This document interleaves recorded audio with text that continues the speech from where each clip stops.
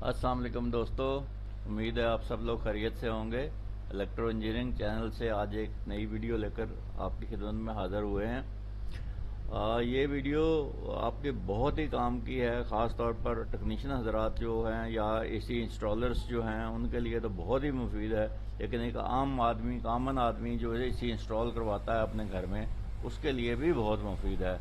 तो लिहाजा ये हर किसी के फ़ायदेमंद चीज़ है, लिहाजा सब के लिए यकसा मुफीद है और सबको देखनी चाहिए। चलें बगैर वक्त ज़ाया किए हुए शुरू करते हैं आज की इस ट्रेनिंग।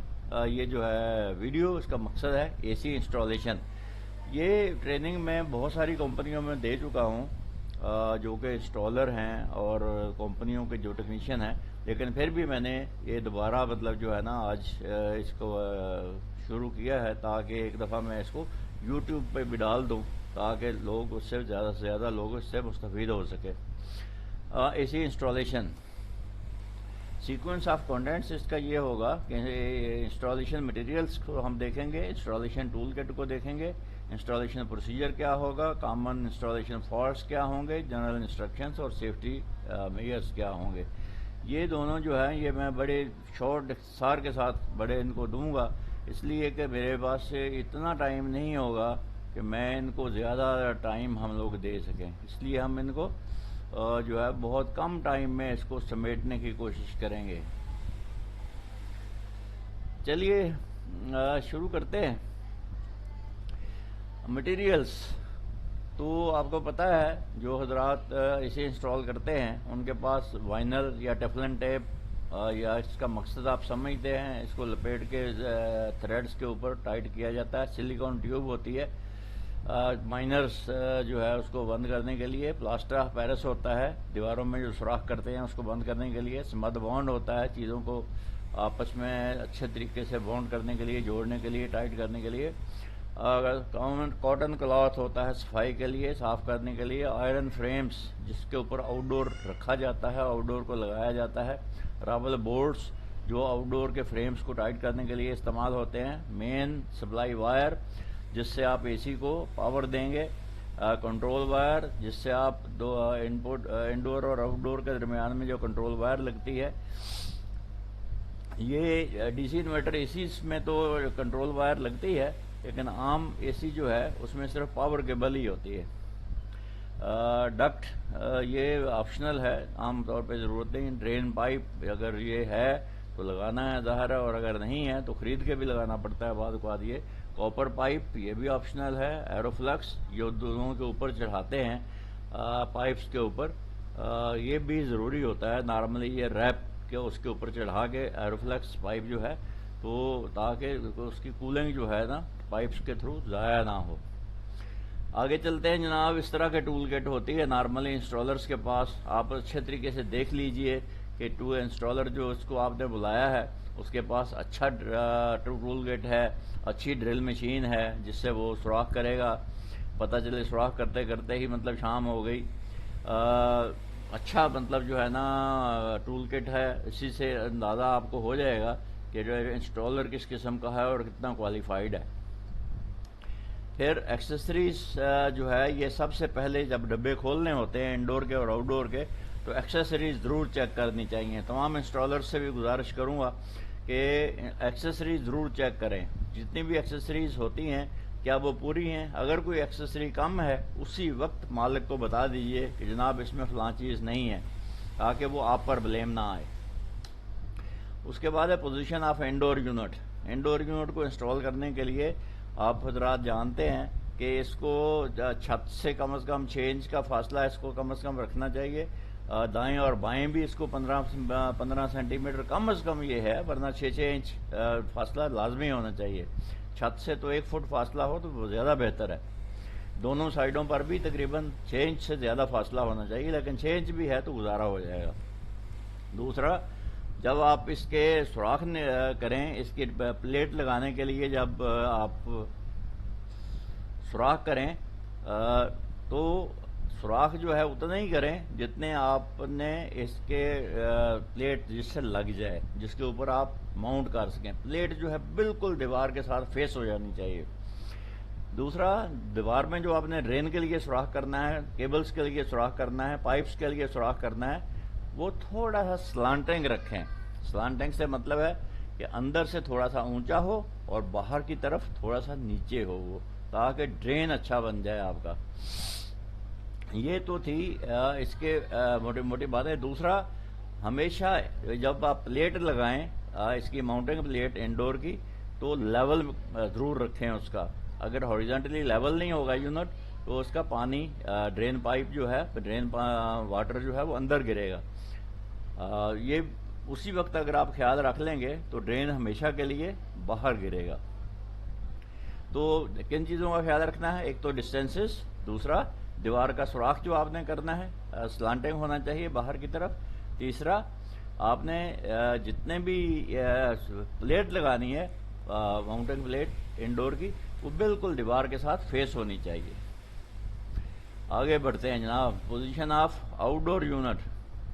اب آؤٹ ڈور یونٹ جو ہے، میں اپنی پکچر ذرا اس کو ادھر کر دوں تاکہ آپ لوگوں کو دیکھنے میں مسئلہ نہ ہو. Position of outdoor unit. تو یہ انڈور ہے. انڈور میں بھی آپ نے دیکھیں یہ فاصلے رکھے ہوئے ہیں، فاصلے دکھائے ہوئے ہیں، اتنا اوپر ہونا چاہیے، رائٹ ہونا چاہیے، لیفٹ ہونا چاہیے.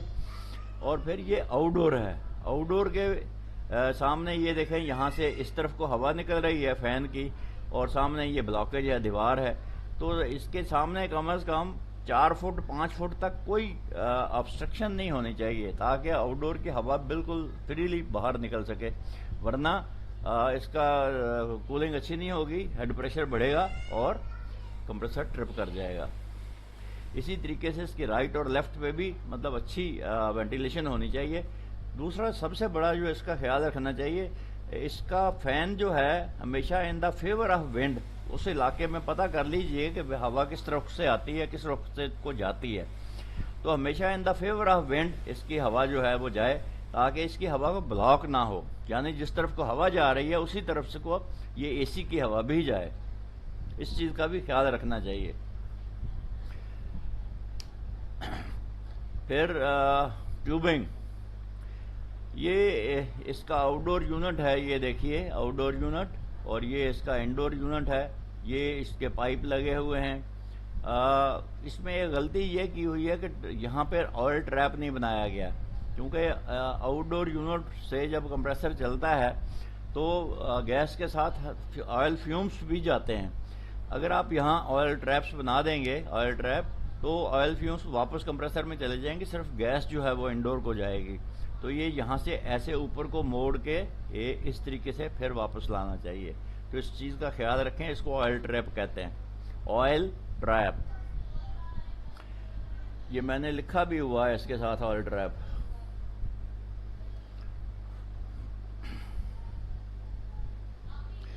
یہ لیے یہاں تھے جناب ہم.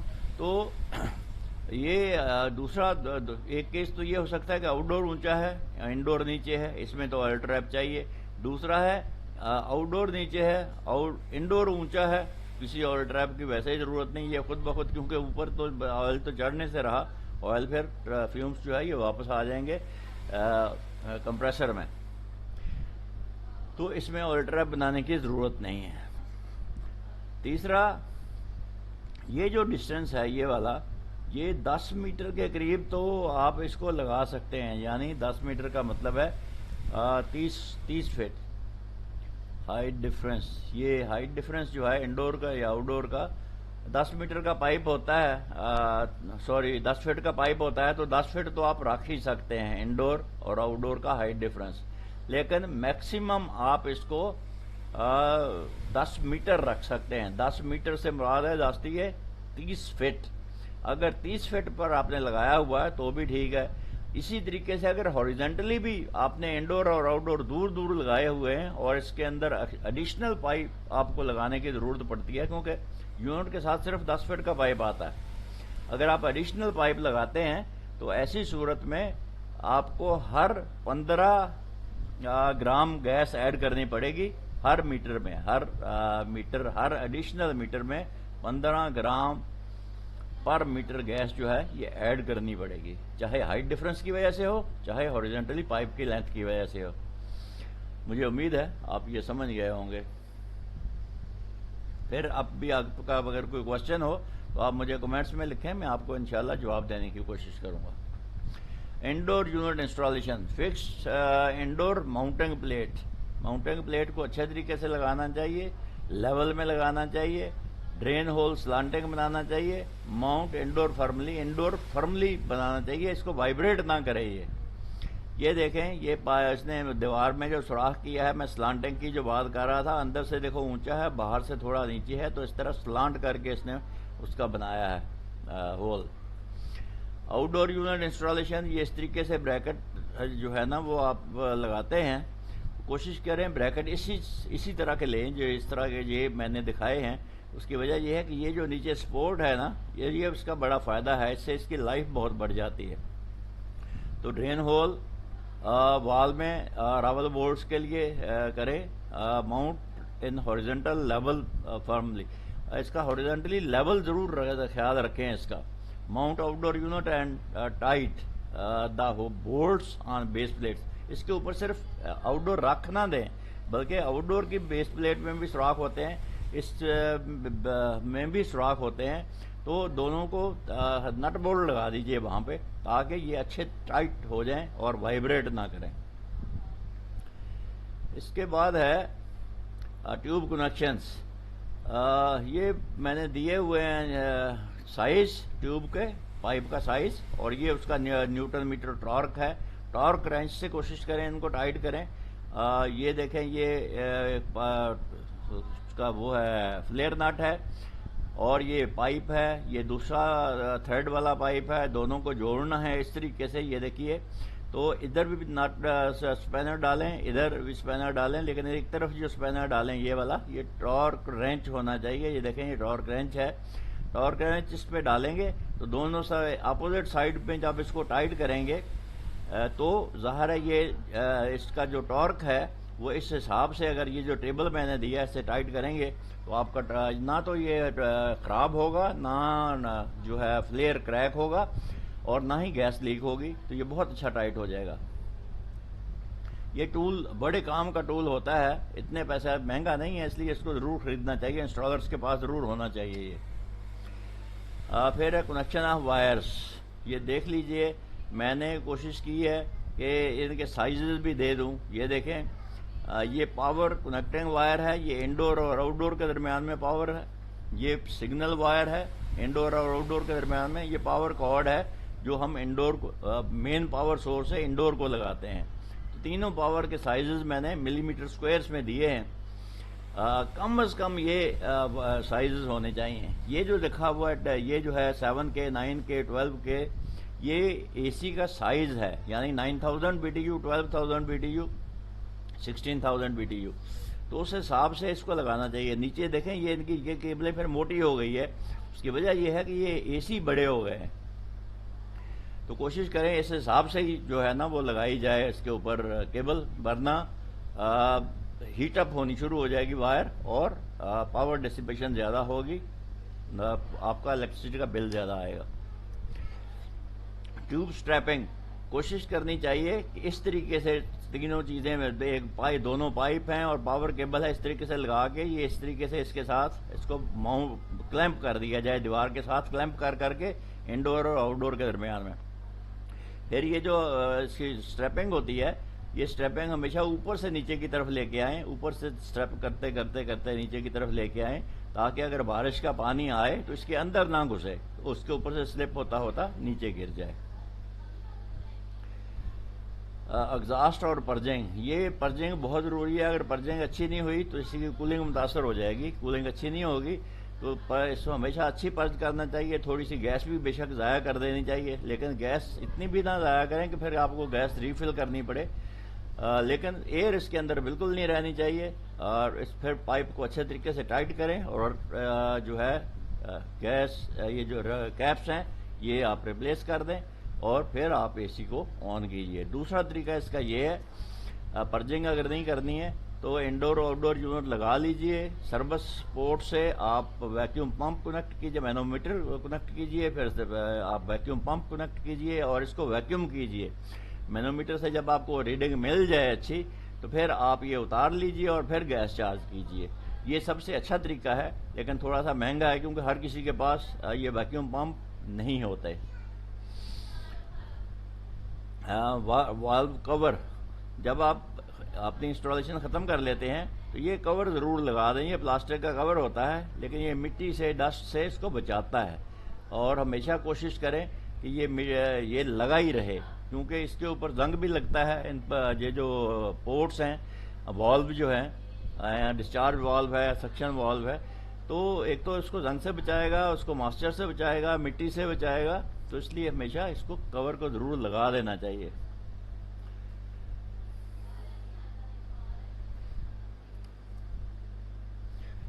آگے چلتے ہیں جناب. کامن فالٹس جو آتے ہیں وہ ہے فلیئر کریک ہو جاتا ہے، یا رونگ فلیئر ہو جاتا ہے، گیس لیک ہونا شروع ہو جاتی ہے. دوسرا جو کامن فالٹ ہے وہ پائپ پنچ ہو جاتا ہے یا رونگ بینڈ ہو جاتا ہے. بینڈ رونگلی ہو جائے گا تو کریک ہو جائے گا. وہ دیکھتے ہیں کیسے اس کو صحیح کیا جا سکتا ہے. یہ دیکھیے فلیئرنگ پروسیس. یہ آپ کے پائپ ہیں، یہ دیکھیں انچز میں پائپ میں نے دیے ہیں، اس کے ڈایا دیا ہے، اور پھر یہ جو ٹول ہے اس کے ساتھ آپ اس طریقے سے رکھ کے اس کو فلیئر کو بالکل 45 ڈگری اینگل میں اس کو فلیئر کریں. یہ دیکھیں اس میں 45 ڈگری پلس مائنس 2 ڈگری دیا ہے. یہ جو اینگل ہے، یہ اینگل ہمیشہ اسی طریقے سے اگر آئے گا تو پھر آپ کی گیس کبھی لیک نہیں ہوگی. اس طریقے کے یہ سارے رانگ فلیئر ہیں یہ والے. اگر آپ اس طریقے کا فلیئر ہوگا تو اسی وقت اس کو مت لگائیے، کیونکہ یہ لیک ہونا ہی ہونا ہے. اور اس طریقے سے پھر ٹائٹ کرنا بہت ضروری ہے، ٹائٹ بہت اچھا کرنا ضروری ہے. یہ دیکھیں ٹارک رینچ سے ایک رینچ اس طرف، ایک ٹارک رینچ اس طرف، ایک طرف سمپل رینچ ہے، دوسری طرف ٹارک رینچ ہے، اور اپوزٹ سائڈ میں یہ دیکھیں یہ ایسے گھوم رہا ہے، یہ ایسے گھوم رہا ہے. تو اس کو ٹائٹ کرنا چاہیے. ٹائٹ کرنا بھی ایک بہت جو ہے ٹیکنیکل کام ہے، اس لیے آپ جتنا اچھا ٹائٹ کر سکیں گے آپ لیک بچا لیں گے گیس کی. پھر بینڈنگ، جو دوسرا جو کامن فالٹ ہوتا ہے وہ بینڈ کرتے ہیں تو اس طرح کے اس میں یہ لیئرز آ جاتی ہیں. یہ دیکھیں پائپ یہاں سے بینڈ ہوا ہے، یہ دیکھیں اس کے اندر رنکلز آ گئے ہیں. یہ رنکلز نہیں آنے چاہیے، فلیٹ پائپ بینڈ ہونا چاہیے، اور اس طریقے کے پائپ بینڈ سے استعمال کرنے چاہیے. یہ دیکھیں یہ پائپ بینڈ سے کیا ہے، یہ دیکھیں کیا ہے. اسی طریقے سے یہ دیکھیں یہ پائپ بینڈر ہے، اگر آپ نے گول کرنا ہے ایسے تو اسی طریقے سے پائپ بینڈرز کو استعمال کرنا چاہیے، نہ کہ مطلب جو ہے ہاتھ سے پکڑ کے آپ اس کو اگر دبائیں گے تو یہ غلط بینڈ ہو جائے گا اور پھر تھوڑے دنوں میں لیک بھی ہو جائے گا، اور ہو سکتا ہے اسی وقت لیک ہو جائے. تو اس کوشش کرنی چاہیے کہ پائپ بینڈنگ سے اس کو بینڈ کیا جائے اور پراپرلی بینڈ کیا جائے. مجھے امید ہے آپ کو یہ ویڈیو اچھی لگی ہوگی، پسند آئی ہوگی. اگر کوئی پوائنٹ رہ گیا ہو آپ کے ذہن میں ہو مجھ سے پوچھ لیجئے گا کمنٹس میں لکھ کر، میں آپ کو جواب ضرور دوں گا. لیکن اگر آپ کو یہ ویڈیو اچھی لگی ہے تو برائے مہربانی اس کو سبسکرائب کیجئے میرے چینل کو، اور اس کو لائک کیجئے، کمنٹس کیجئے، اور دوسروں کے ساتھ بھی شیئر کیجئے. نالج کو پھیلانا بہت بڑا اجر ہے. نالج کو پھیلانے میں میری مدد کیجئے تاکہ زیادہ سے زیادہ لوگ اس کو علم تک پہنچ سکیں، یہ علم زیادہ سے زیادہ لوگوں تک پہنچ سکے. مہربانی، شکریہ آپ کا. اگلی ویڈیو تک اللہ حافظ.